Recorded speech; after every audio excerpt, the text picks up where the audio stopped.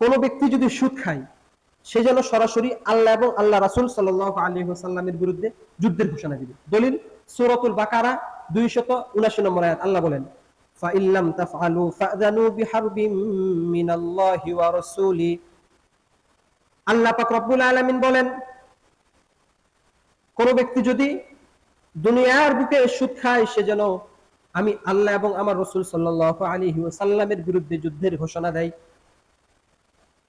উমদাতুত তাফসীর 1 নম্বর খণ্ড 330 নম্বর পৃষ্ঠার ভিতরে বলা আছে, কোন ব্যক্তি যদি সুদ খায় তাহলে কিয়ামতের ময়দানে, হাসরের ময়দানে রব্বুল আলামিন বলেন, ও সুদখোর, তুমি তোমার সুদ নামক অস্ত্রটা নিয়ে নাও, আমি আল্লাহ এবং আমার রাসূলের বিরুদ্ধে যুদ্ধের জন্য তৈরি হয়ে যাও। আমি আপনাদের কাছে জানতে চাই, দুনিয়ার মানুষ যেখানে নবীরা পর্যন্ত নাফসে নাফসে করবে, সেখানে আপনাকে যদি আল্লাহ বলে, ও সুদখোর, তুমি তোমার সুদ নামক অস্ত্রটা নিয়ে নাও, আমি আল্লাহ এবং আমার রাসূলের বিরুদ্ধে যুদ্ধের জন্য তৈরি হয়ে যাও, আপনি কি পারবেন?